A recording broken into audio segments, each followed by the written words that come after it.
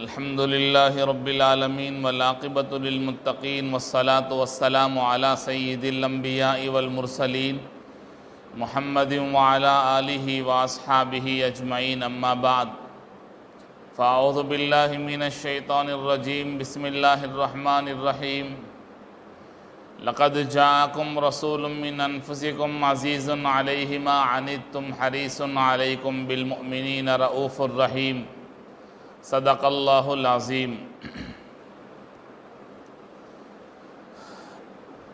حمد و ثناء اس ذات لم یزل ولا یزال کے لیے جس کا تخت عظمت و جلال و بساط علم و حکمت ہمیشہ سے آراستہ ہے اور ہمیشہ آراستہ رہے گا۔ درود و سلام جمیل الشیم شفیع الامم صاحب الجود والکرم صلی اللہ علیہ وسلم پر، آپ کا نام میرے واسطے عنوان حیات، آپ کا ذکر عبادت کے سوا کچھ بھی نہیں۔ بزرگان محترم،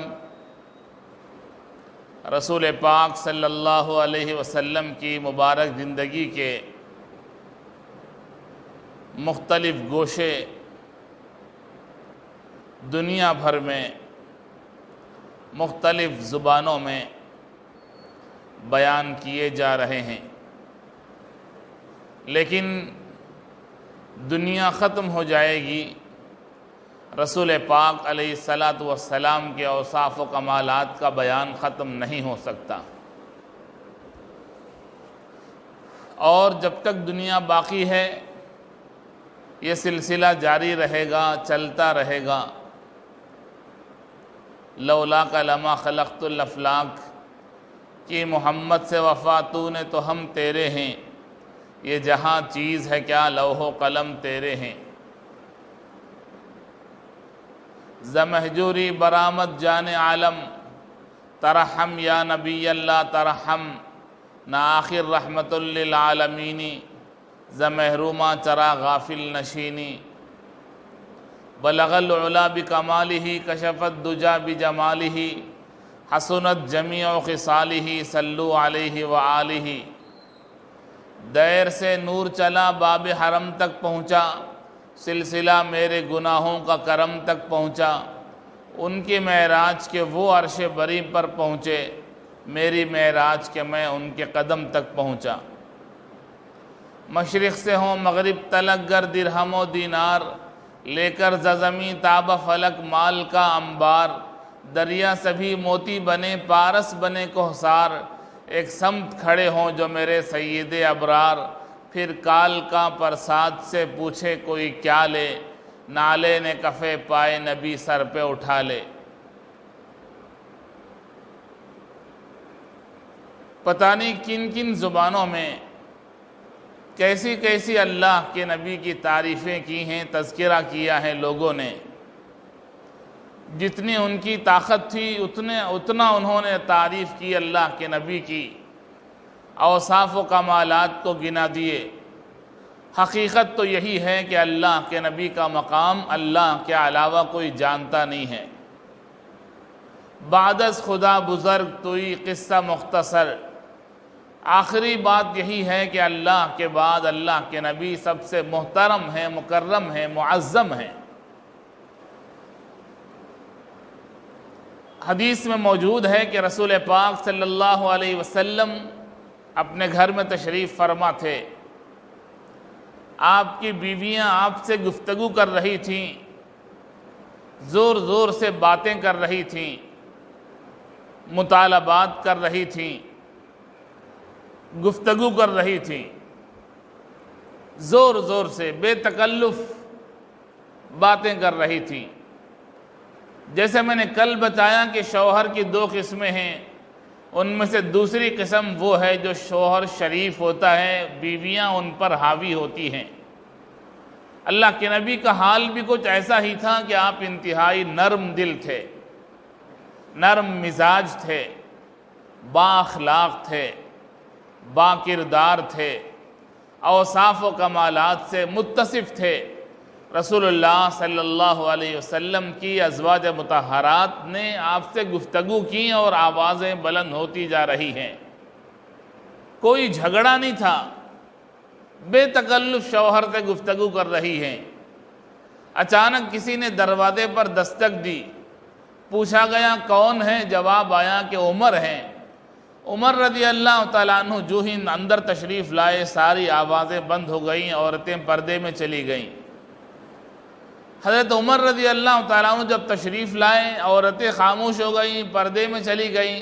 اللہ کے نبی علیہ السلام کو تعجب ہوا اور آپ نے مسکرا دی۔ عمر جب داخل ہوئے، دیکھا کہ اللہ کے نبی مسکرا رہے ہیں، خوش ہو گئے۔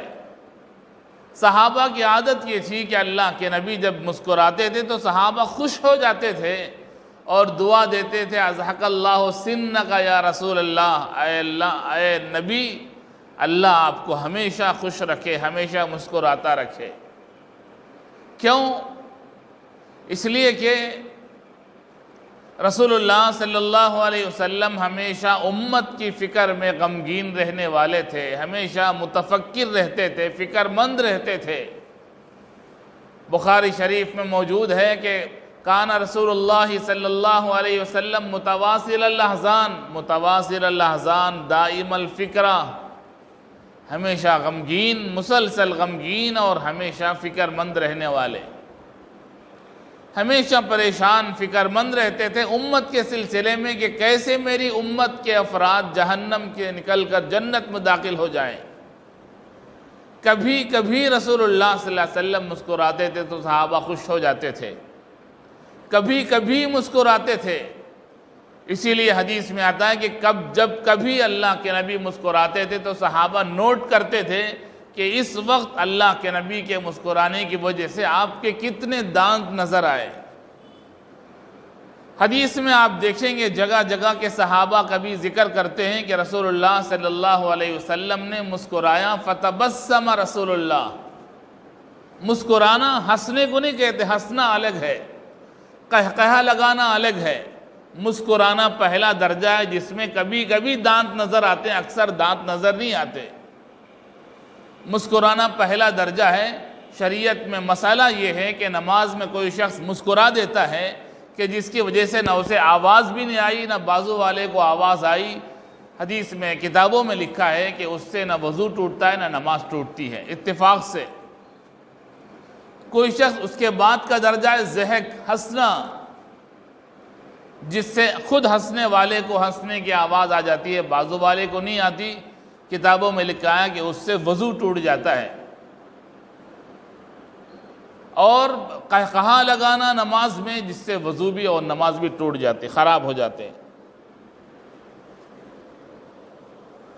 الغرض میں عرض کر رہا تھا کہ اللہ کے نبی علیہ السلام جب مسکراتے تھے تو تینوں میں پہلی قسم تھی کہ صرف دانت بھی نظر نہیں آتے تھے۔ فتبسم رسول اللہ صلی اللہ علیہ وسلم، اللہ کے نبی علیہ السلام نے مسکرایا، حتی بدت نواجذہ۔ حدیث میں موجود صحابہ کہتے تھے کہ اس وقت بہت دنوں کے بعد اللہ کے نبی علیہ السلام نے مسکرایا کہ اور آپ کے 3-4 دانت نظر آئے، 6 دانت نظر آئے۔ ایک ایک دانت کے ایک ایک نام ہے عربی میں، ایک ایک دانت کا ایک ایک نام ہے، کون سی دانت نظر آئی ہے وہاں تک صحابہ بیان کرتے تھے کہ اتنے دانت نظر آئے۔ الغرض جس وقت حضرت عمر رضی اللہ تعالیٰ عنہ نے دیکھا کہ اللہ کے نبی مسکرا رہے ہیں، کہنے لگے اضحک اللہ سنک یا رسول اللہ، اللہ تبارک و تعالیٰ آپ کو ہمیشہ مسکراتا رکھے، اے اللہ کے نبی اس وقت آپ کے مسکرانے کی وجہ کیا ہے؟ رسول اللہ صلی اللہ علیہ وسلم نے فرمایا کہ عورتیں، میری بیویاں مجھ سے باتیں کر رہی تھیں زور زور سے، لیکن جو ہی تم آئے تو سناٹا چھا گیا، خاموشی چھا گئی، عورتیں پردے میں چلی گئیں، خاموش ہو گئیں۔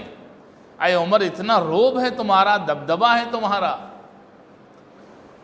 عمر رضی اللہ تعالیٰ عنہ نے فرمایا یا عدوات انفسہن، اے اپنے نفس کی دشمنوں، کیا تم مجھ سے ڈرتی ہو؟ رسول اللہ سے نہیں ڈرتی۔ حضرت عمر رضی اللہ تعالیٰ عنہ نے فرمایا کہ مجھ سے ڈرتی ہو، اللہ کے نبی نے سے نہیں ڈرتی۔ اندر سے آواز آئی عورتوں کی، اے عمر تم بہت سخت ہو اور ہمارے شوہر بہت نرم دل ہیں۔ یہ سند ہے جو اندر سے آ رہی ہے، اے عمر تم بہت سخت ہو، سخت مزاج ہو، لیکن ہمارے شوہر بڑے نرم دل ہے، اس لیے ہم بے تکلف باتیں کرتے ہیں۔ حضرت عمر رضی اللہ تعالیٰ عنہ خاموش ہو گئے، لیکن لوگوں کو یہ معلوم نہ ہو، انہیں معلوم ہونا چاہیے کہ حضرت عمر بھی سخت نہیں تھے، سخت تھے تو دشمنوں کے لیے، سخت تھے تو اسلام کے خلاف، اور آپس میں بڑے نرم تھے۔ تمام صحابہ کے جو صفات قرآن میں بیان کیے گئے، اس میں ایک یہ بھی ہے کہ اشداء علی الکفار رحماء بینہم، کافروں کے لیے سخت ہیں، اسلام کے خلاف کوئی کہتا ہے تو سخت ہیں، اسلام کی حفاظت کے لیے، بقا کے لیے، بچاؤ کے لیے سخت ہیں، اسلام کی تبلیغ اور اشاعت کے سلسلے میں سخت ہیں، اسلام کے دفاع میں سخت ہیں، لیکن آپس میں بڑے نرم دل ہیں، آپس میں بڑے رحم دل ہیں، آپس میں رحم دل ہیں، درد مند ہیں، فکر مند ہیں۔ اسلام کے خلاف آواز اٹھتی ہے تو ان کا مزاج سخت ہوتا ہے، اتنا سخت کہ حدیث میں رسول اللہ صلی اللہ علیہ وسلم نے فرمایا کہ جس گلی سے، جس راستے سے عمر گزرتے ہیں، اس راستے سے شیطان کو گزرنے کی ہمت نہیں ہوتی۔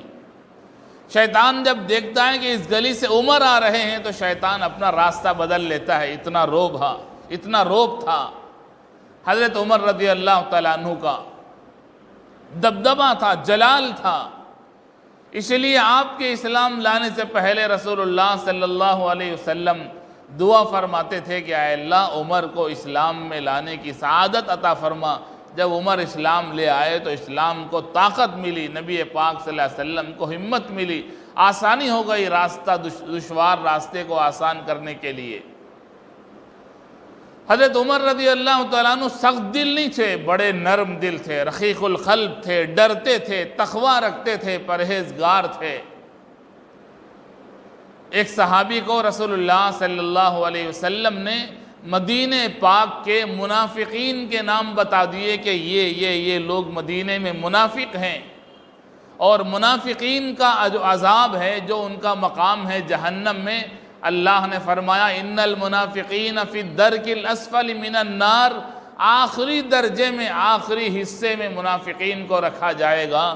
اس لیے کہ یہ لوگ دھوکہ دیتے تھے، مسلمانوں کے پاس آتے تو کہتے تھے کہ ہم بھی مسلمان ہیں، قالوا انا معکم، ہم بھی مسلمان ہیں، تمہارے ساتھ ہیں، اور پھر کافروں کے پاس جاتے تھے تو وہاں بھی کہتے تھے انا معکم انما نحن مستہزئون، ہم تو مذاق کرتے تھے ان لوگوں کے ساتھ، حقیقت میں ہم تمہارے ہی ساتھ ہیں۔ یہاں کی باتیں وہاں پہنچاتے تھے، وہاں کی باتیں یہاں پہنچاتے تھے۔ یہ منافق کی چال ہوتی ہے۔ اللہ کے نبی نے منافق کو کبھی پسند نہیں فرمایا۔ حضرت عمر رضی اللہ تعالیٰ عنہ رازدار صحابی کے پاس جا کر پوچھتے تھے کہ کیا ان منافقوں کے نام میں میرا نام تو نہیں ہے؟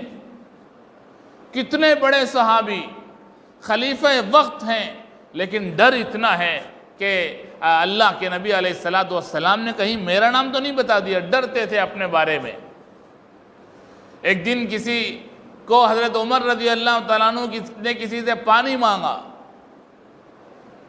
تو انہوں نے ٹھنڈا پانی پلایا۔ حضرت عمر نے جب پانی ایک گھونٹ پیا تو رونے لگے۔ پوچھا روتے کیوں ہیں؟ فرمایا کہ قرآن میں اللہ تعالیٰ نے فرمایا اذھبتم طیباتکم فی حیاتکم الدنیا واستمتعتم بہا، کہیں ایسا نہ ہو کہ اللہ تعالیٰ قرآن مجید میں جو فرما رہے ہیں مجھے قیامت کے دن بول دیں کہ جو کچھ تم نے نیکیاں کی ہیں اس کا بدلہ تم کو دنیا ہی میں مل چکا، آخرت میں اس کا بدلہ نہیں ملے گا۔ جو کچھ دنیا میں نیکی کر لی اگر اس کا بدلہ نہیں ملے گا تو قیامت کے دن ملے گا۔ مل گیا، مال کی شکل میں، دولت کی شکل میں، بنگلے کی شکل میں اور سہولتوں کی شکل میں، اتنی دولت آئی، مال آیا، سونا چاندی آیا، دینار و درہم آئے کہ آدمی خوش ہو جاتا ہے کہ میں کامیاب ہو گیا اس لیے کہ میرے پاس مال زیادہ ہے۔ دنیا کا آدمی دنیا کے چشمے سے دیکھتا ہے، سوچتا ہے کہ دنیا میں کامیاب وہ ہے جس کے پاس پیسہ ہو، جس کے پاس مال ہو، جس کے پاس دولت ہو۔ حضرت علی رضی اللہ تعالیٰ عنہ اتنے فاقے میں رہتے تھے، اتنی تنگی میں رہتے تھے، حدیث میں لکھا ہے کہ ایک ہی کمبل میں میاں بیوی دونوں سوتے تھے۔ ضرورت پڑی تو نیچے بھی جاتے تھے، ضرورت پڑی تو اوپر اوڑھ لیتے تھے۔ ایک ہی کمبل تھا جو نیچے سے اوپر تک آتا تھا، میاں بیوی دونوں کے لیے ایک ہی تھا، زندگی بھر ایک ہی کمبل میں گزار دیا۔ کیا ان کو معلوم نہیں تھا کہ ہم مالدار نہیں ہیں؟ دنیا والوں کی نگاہ میں وہ مالدار نہیں تھے، لیکن آخرت کی نگاہ میں، اللہ کی نگاہ میں، اللہ کے نبی کی نگاہ میں وہ امیر آدمی تھے۔ آج کا زمانہ یہی سوچتا ہے کہ پیسہ کس کے پاس زیادہ ہے، چاہے حلال ہو حرام ہو، پیسہ زیادہ ہے تو وہ کامیاب نہیں ہے۔ زیادہ آدمی کامیاب اس وقت ہے جب کہ زندگی میں اللہ کو راضی کرنے والے اعمال کر لے۔ رسول اللہ صلی اللہ علیہ وسلم کے گھر میں ایسی دولت نہیں تھی جس کی آدمی دنیا میں خواہش کرتا ہے۔ اللہ کے نبی علیہ السلام کا انتقال ہوا، گھر میں چراغ میں تیل نہیں تھا، گھر اندھیرا ہے۔ اللہ کے نبی کو دیکھنے کے لیے، دیدار کے لیے صحابہ آتے تھے تو دیکھنے میں دشواری ہونے لگی۔ صحابہ کو تعجب ہوا۔ آپ کی تدفین کے چند دنوں کے بعد صحابہ نے پردے سے حضرت عائشہ صدیقہ رضی اللہ تعالیٰ عنہ سے پوچھا کہ امی جان، بیت المال سے جو تیل دیا جاتا تھا نبی پاک صلی اللہ علیہ وسلم کے گھر کے لیے، نبی کے گھر کے لیے بیت المال سے جو تیل ملتا تھا زیتون کا، وہ کیا ہوا؟ اس زمانے میں زیتون کے تیل کو کھانے میں بھی استعمال کیا جاتا تھا، اور جو آخری حصہ ہے جس میں مٹی کے ذرات ملے ہوئے ہوتے ہیں، جسے تلچھٹ کہتے ہیں، اس کو چراغ میں ڈال دیا جاتا تھا۔ اوپر کے پاکیزہ حصے کو کھانے میں، روٹی میں استعمال کیا جاتا تھا۔ حضرت عائشہ صدیقہ رضی اللہ تعالیٰ عنہ سے لوگوں نے پوچھا کہ اللہ کے نبی کے انتقال کے وقت چراغ میں تیل کیوں نہیں تھا، گھر اندھیرا کیوں تھا؟ اللہ اکبر۔ حضرت عائشہ صدیقہ رضی اللہ تعالیٰ عنہ نے جواب میں ارشاد فرمایا کہ کبھی کبھی فاقہ اتنا آ جاتا تھا، تنگی اتنی آ جاتی تھی کہ جو چراغ میں ڈالنے کا تیل ہے ہم اس کو روٹی میں کھا لیتے تھے۔ اللہ اکبر۔ کیا یہ لوگ امیر تھے؟ دونوں جہاں کے سردار امیر تھے، یہ امیر تھے، اللہ تبارک و تعالیٰ کی نگاہ میں امیر تھے، اللہ کی نگاہ میں مالدار تھے، اس لیے کہ یہ انہوں نے دنیا نہیں بنائی، انہوں نے اپنی آخرت بنا لی۔ جب ایک سیکنڈ میں موت کا جھٹکا آئے گا، ساری دنیا کے نقشے ختم ہو جائیں گے، آخرت کا نقشہ سامنے آئے گا، تب آدمی سوچے گا کہ ہم تو دنیا ہی کو ساری چیز سمجھ گئے تھے کہ دنیا میں پیسہ ملا خوش ہو گئے، چاندی ملی خوش ہو گئے، سونا ملا خوش ہو گئے، دینار و درہم مل گیا خوش ہو گئے۔ خوش ہونے کی جگہ یہ نہیں ہے، عبادت کی جگہ ہے، کھیتی کاٹنے کی جگہ تو آخرت ہے۔ ہم چاہتے ہیں کہ یہی کام کریں، یہی پھل مل جائے، یہی بیج بوئیں اور یہی اس کا پھل نکالیں، تو پھر آخرت میں کھیتی کاٹنے کے لیے تمہیں موقع نہیں ملے گا۔ حضرت عمر رضی اللہ تعالیٰ عنہ نے ارشاد فرمایا کہ کہیں ایسا نہ ہو کہ مجھے ٹھنڈا پانی دے کر اللہ تعالیٰ میری نیکیوں کا بدلہ پانی کے ذریعے سے پورا کر دیں تو قیامت کے دن مجھے نیکی نہیں ملے گی۔ یہ سوچ آدمی کی اس وقت بنتی ہے جب وہ اس کی نگاہ ہمیشہ آخرت پر رہتی ہے۔ دنیا کی چیزیں آئیں گی جائیں گی، مال آئے گا جائے گا، کبھی کبھی مال آتا ہے انسان کو ہلاکت کا ذریعہ بنتا ہے، کبھی مال آتا ہے انسان کو برائی میں ڈالنے کا ذریعہ بن جاتا ہے۔ مال بڑھتا جاتا ہے، انسان شراب پینا شروع کرتا ہے، جوا کھیلنا شروع کرتا ہے، بدکاریاں کرنا شروع کرتا ہے۔ ایسے مال کے آنے سے بہتر اچھا ہے کہ آدمی غریب ہی رہ جائے۔ اللہ جانتے ہیں کہ کسے کتنا مال دینا کسے نہیں دینا ہے۔ وَإِن مِّن شَيْءٍ إِلَّا عِندَنَا خَزَائِنُهُ، ہر چیز کا خزانہ ہمارے پاس ہے۔ وَمَا نُنَزِّلُهُ إِلَّا بِقَدَرٍ مَّعْلُومٍ، ہم جتنا چاہتے ہیں، جس کو چاہتے ہیں، جب چاہتے ہیں، اپنے مال کو اتارتے ہیں، لوگوں کے لیے نازل کرتے ہیں۔ حضرت عمر رضی اللہ تعالیٰ عنہ سخت دل نہیں تھے، نرم دل تھے، کافروں کے لیے سخت رہتے تھے، اس لیے لوگوں میں روب بیٹھ گیا۔ ورنہ حضرت عمر رضی اللہ تعالیٰ عنہ کا حال تو یہ تھا کہ جب حضرت ابوبکر کا انتقال ہو گیا، ابوبکر صدیق کا انتقال ہو گیا، تو حضرت عائشہ رضی اللہ تعالیٰ عنہ کا حجرہ ہے، جو روضے کی جگہ ہے، حضرت عائشہ کا حجرہ ہے، وہاں دفن ہو گئے۔ اللہ کے نبی علیہ السلام کی تدفین وہاں ہوئی۔ اللہ کے نبی علیہ السلام شوہر ہیں۔ حضرت ابوبکر صدیق کی تدفین ہوئی، ابوبکر صدیق باپ ہیں، لیکن حضرت عمر رضی اللہ تعالیٰ عنہ کو بھی اجازت مل گئی اللہ کے نبی اور حضرت ابوبکر کے پہلو میں دفن کرنے کی، لیکن پھر بھی حضرت عمر نے فرمایا کہ اگرچہ مجھے اجازت مل چکی ہے اور میرا وہاں تک دفن کرنا طے ہے، لیکن زندگی میں ہو سکتا ہے کہ میرے ڈر کی وجہ سے، رعب کی وجہ سے، دبدبے کی وجہ سے آدمی ڈر کے مارے اجازت دے دے۔